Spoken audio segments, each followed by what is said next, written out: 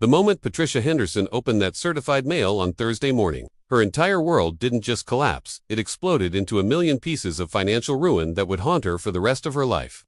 The 45-year-old serial lawsuit filer, fresh off collecting her biggest settlement yet from a staged slip-and fall that netted her $15,000, thought she had cracked the code to easy money. She thought she was untouchable. She thought she could fool anyone, including America's toughest judge. She was dead wrong. Breaking news that would send shockwaves through every retail store in America. Judge Judy delivers a devastating $50,000 counter-judgment against the nation's most notorious retail Karen, exposing a fraud scheme so elaborate it involved fake witnesses, rehearsed injuries, and a network of accomplices that stretched across 3 states. But here's the part that will blow your mind. Patricia's downfall wasn't caused by one lawsuit. It was caused by what Judge Judy discovered hidden in her phone that Patricia thought she had permanently deleted. The notification that arrived that morning wasn't just any legal document. It was a financial death sentence disguised as a court ruling. A $50,000 nuclear bomb aimed directly at the woman who had terrorized retail workers, manipulated store managers, and turned fake injuries into a full-time income for over 2 years. What happened in the next 48 hours would destroy Patricia Henderson in ways that no one, not even Judge Judy herself, had anticipated when the cameras first started rolling. This wasn't just another episode of daytime television justice. This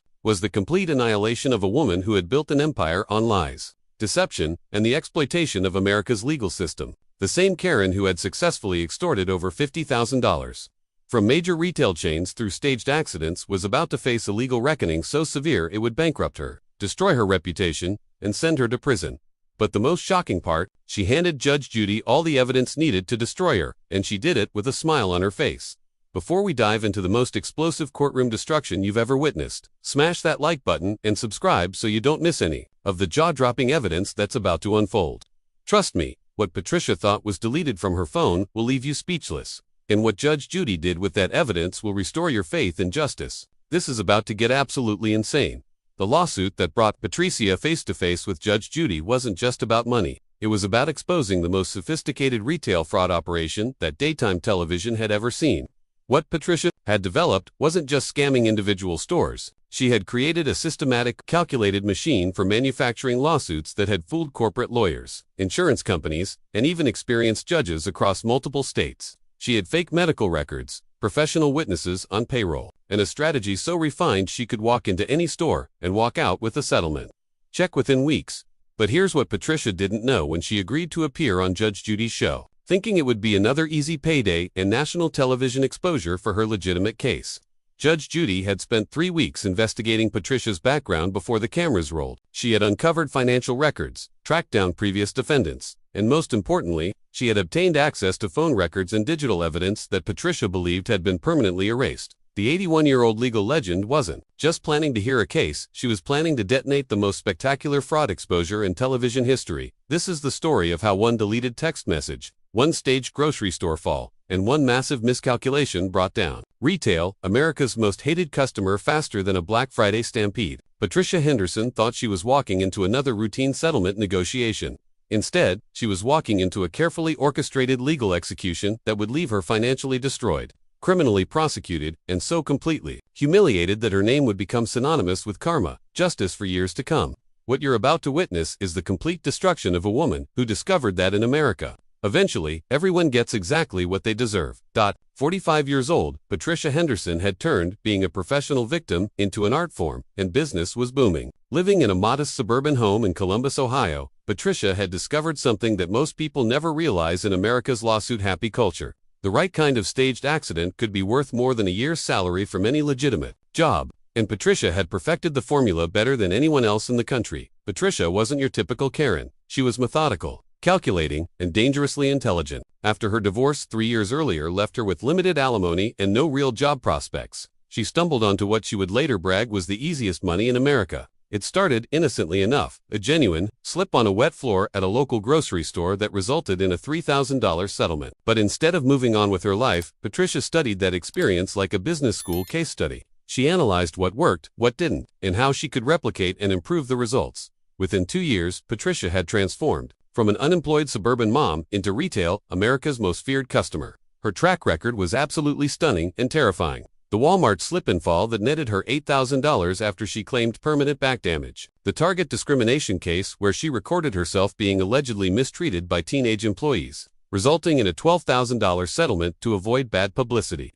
The Best Buy emotional distress claim where she manufactured a scene over a return policy, leading to a $10,000 payout just to make her go away. Her most recent victory was her masterpiece, a $15,000 settlement from a regional grocery chain after staging an elaborate allergic reaction to improperly labeled food. But Patricia had a system that went far beyond simple acting. She had developed what she called her accident portfolio, professional medical documentation from doctors willing to verify injuries for the right price, a network of witnesses who would testify to anything for a few $100s cash, multiple lawyers across different states who specialized in quick settlements rather than lengthy trials. She even had a social media strategy, carefully documenting her pain and suffering while being careful never to post anything that contradicted her injury claims. Patricia's success had made her cocky, reckless, and absolutely convinced she was smarter than everyone else in the room. She'd started keeping detailed records of her schemes, not for legal protection, but because she was proud of her work. In her mind, she wasn't committing fraud, she was simply exploiting a system that favored corporations over individual consumers. She saw herself as a Robin Hood figure, taking money from billion-dollar companies and redistributing it to herself. The problem was that success had made her believe her own lies, and she'd forgotten that every system has safeguards, designed to catch people exactly like her. On the other side of this impending legal massacre stood Judge Judy Files, and Patricia Henderson had no idea what she was walking into. At 81 years old, Judge Judy wasn't just a television personality, she was a legal legend with over 4 decades of experience, destroying people who thought they could manipulate the justice system. Before becoming America's most famous TV judge, she'd spent 25 years in New York's family court system, where she'd developed an almost supernatural ability to detect lies, expose fraud, and deliver justice with surgical precision. Judge Judy's background wasn't just impressive, it was perfectly designed to destroy someone like Patricia. As a former prosecutor, she understood how fraud schemes operated from the inside. As a family court judge, she'd dealt with thousands of people trying to manipulate the system for financial gain. As a television judge, she'd seen every possible variation of staged incidents, fake injuries, and manufactured lawsuits. But most importantly, Judge Judy had something that Patricia didn't expect: unlimited resources to investigate cases before they appeared on her show. What made Judge Judy particularly dangerous to someone like Patricia was her investigative process. Unlike regular courts that rely on evidence presented by attorneys, Judge Judy's production team conducted independent investigations that often uncovered information neither side knew existed. They had access to private investigators, digital, forensics experts, and legal researchers who could piece together patterns of behavior that individual lawyers might miss. For Patricia's case, they'd spent 3 weeks digging into every aspect of her background, and what they'd found was about to destroy her completely. Judge Judy had seen plenty of fraudulent plaintiffs over her decades of television.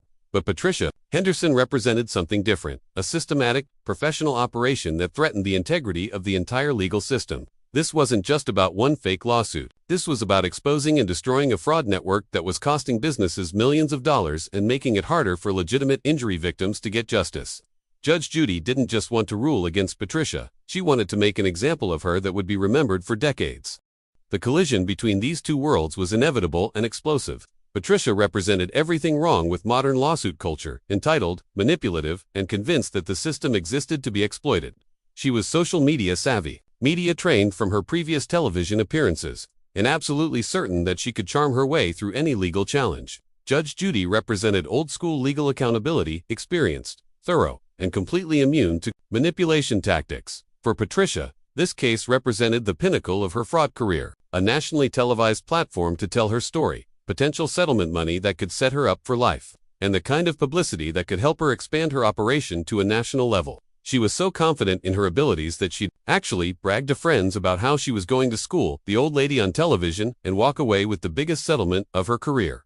For Judge Judy, this case was about something much bigger than money or television ratings. It was about protecting legitimate businesses from fraud, abuse, ensuring that real injury victims weren't harmed by people gaming the system, and proving that American justice still worked when applied properly. She'd built her career on holding people accountable for their actions, and Patricia Henderson was about to become the most memorable example of that accountability in action. The stakes couldn't have been higher, and neither woman fully understood what the other was bringing. To this confrontation, Patricia thought she was facing another routine legal proceeding with a famous but predictable outcome. Judge Judy knew she was about to detonate the most comprehensive fraud exposure in daytime television history, and she had the evidence to back it up. The plan was flawless. Or so Patricia Henderson thought as she walked through the automatic doors of Megamart on that Tuesday afternoon in March. She'd been preparing for this moment for 3 weeks, studying the store layout, identifying the perfect location for her accident, and timing her visit for maximum witness potential during the busy after-school rush. Patricia had chosen Megamart specifically because their settlement history showed they paid quickly and quietly to avoid corporate embarrassment. What Patricia didn't know was that Megamart's new security director, former FBI investigator Mike Rodriguez, had been tracking her. After Patricia's suspicious reconnaissance visits the previous weeks, Rodriguez had installed additional high-definition cameras specifically positioned to capture every angle of the produce section where Patricia seemed most interested. The trap was set, but Patricia walked right into it with the confidence of someone who'd never been caught. At exactly 3:47 p.m., Patricia executed her performance. She'd practiced the fall dozens of times in her garage, perfecting the right angle to suggest a wet floor slip while minimizing actual injury to herself. The dramatic scream that echoed through the store was Academy Award worthy. "My back. I can't move. This store is completely negligent." Her performance included writhing on the floor, demanding witnesses, and immediately threatening lawsuits before anyone could even check if she was actually hurt. But this time was different. Rodriguez wasn't just watching, he was recording everything from multiple angles, including Patricia's earlier visits, where security footage clearly showed her testing different fall locations and examining floor surfaces. When Patricia demanded an ambulance and began coaching nearby shoppers to serve as witnesses, Rodriguez was documenting every word, every staged grimace, and every calculated manipulation. Within hours, Patricia had filed her most ambitious lawsuit, yet $75,000 for permanent spinal injury, emotional trauma, and lost wages. She was so confident in her performance that she immediately scheduled television interviews and social media posts about corporate negligence. Patricia Henderson had just committed the most well-documented fraud in retail history, and she had no idea that her entire scheme was about to explode in the most public way imaginable. Patricia's first mistake was celebrating too early, and she did it in the most public way possible. Within 24 hours of filing her $75,000 lawsuit, she was posting victory laps on social media, sharing inspirational quotes about standing up to corporate bullies, and even going live on Facebook to discuss her traumatic experience at Meg. What she thought was building public support was actually creating a digital evidence trail that would later destroy her in court. The confidence was intoxicating. Patricia had convinced herself this was her masterpiece, the case that would set her up financially for years. She started spending money she didn't have yet, booking a vacation to celebrate her anticipated settlement, and even consulting with a financial advisor about investing her expected windfall. She was so certain of victory that she turned down Megamart's initial settlement offer of $5,000, dismissing it as insulting and demanding they meet her full $75,000 demand. But Megamart wasn't playing the same game as Patricia's previous victims. Security Director Rodriguez had immediately recognized Patricia's scheme for what it was, and instead of recommending a quick settlement to make the problem disappear, he convinced corporate leadership to fight back. Within 48 hours, Megamart had assembled a legal team that included fraud investigators, digital forensics experts, and attorneys who specialized in exposing staged accidents.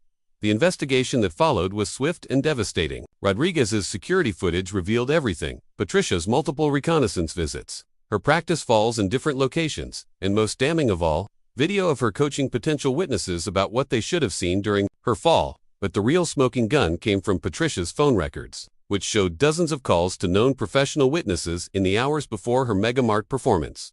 Patricia's second, catastrophic mistake was doubling down when confronted with evidence. When Megamart's attorneys presented preliminary findings during settlement negotiations, instead of backing down or accepting responsibility, Patricia became aggressive and threatening. She accused them of invasion of privacy, harassment, and even attempted to file additional claims for emotional distress caused by their investigation. This wasn't just stupidity, it was the behavior of someone who'd gotten away with fraud for so long. She genuinely believed she was untouchable. The situation escalated when Patricia decided to take her case public through local television interviews. During a particularly disastrous appearance on Columbus Morning News, Patricia made claims about her injuries that contradicted her own medical records. She described excruciating back pain while sitting normally, claimed she couldn't lift anything heavier than 5 pounds while gesturing dramatically with both arms, and worst of all, she couldn't keep her story straight about basic details. like what time the accident occurred or which direction she was walking. Megamart's legal team was recording every interview, documenting every inconsistency, and building a case that would soon expose Patricia as not just a fraud, but a serial fraud with an extensive history of identical schemes.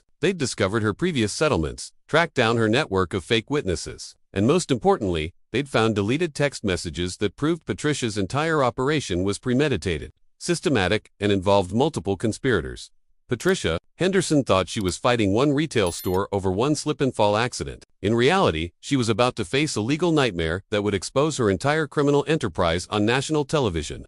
With Judge Judy as the executioner, that Patricia Henderson walked into Judge Judy's courtroom on that fateful Monday morning, thinking she was about to deliver the performance of her lifetime on national television. She'd spent weeks preparing her victim narrative, practicing her testimony in front of mirrors, and even coaching her fake witness about their coordinated story. What Patricia didn't realize was that she wasn't walking into a courtroom, she was walking into an execution chamber, and Judge Judy had already loaded the legal ammunition that would destroy her completely.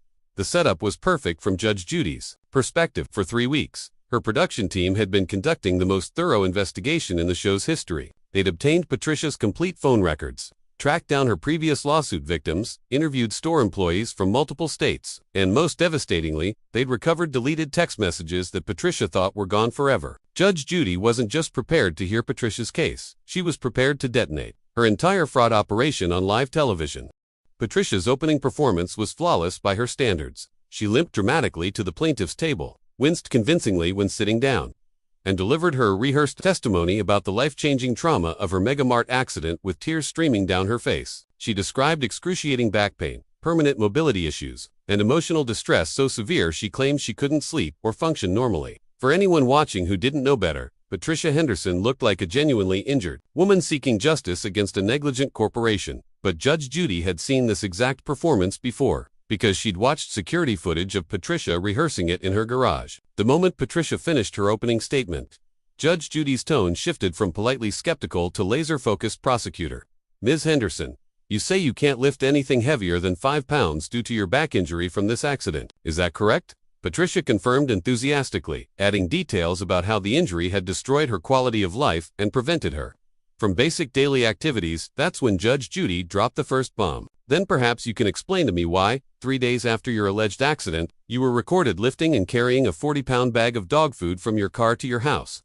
The courtroom fell silent as security footage played on the monitors, showing Patricia effortlessly handling heavy objects while supposedly suffering from debilitating back injuries. Patricia's face went white, but she tried to recover with claims about good days and bad days with chronic pain. Judge Judy wasn't finished.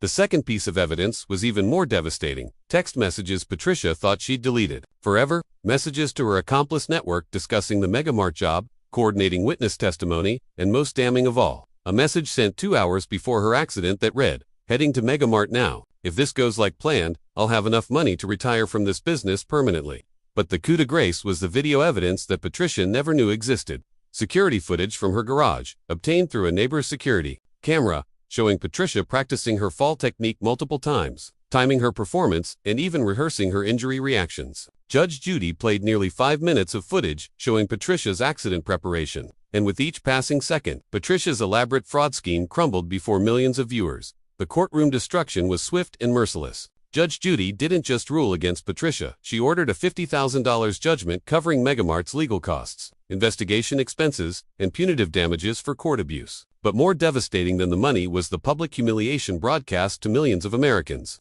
creating a viral moment that would follow Patricia for the rest of her life. Within hours of the Judge Judy episode airing, Patricia Henderson's life imploded in ways she never imagined possible. The viral video of her courtroom destruction racked up over 50 million views in 48 hours. Making her the most famous fraud in America overnight. But the social media humiliation was just the beginning of her nightmare. The $50,000 judgment from Judge Judy triggered a cascade of legal disasters Patricia hadn't anticipated. Insurance companies immediately launched investigations into her previous settlements, demanding clawbacks totaling over $60,000.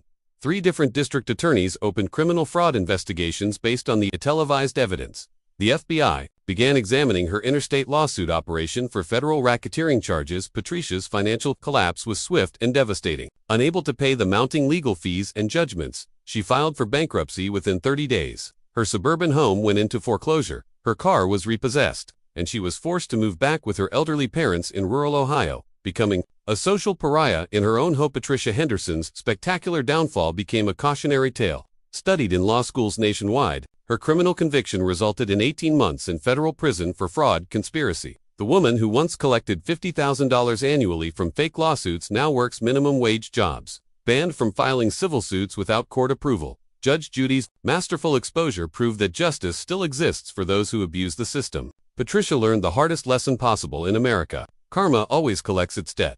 Don't forget to subscribe and hit that notification bell for more explosive Karen Justice content. What did you think of Patricia's complete destruction? Let us know in the comments below.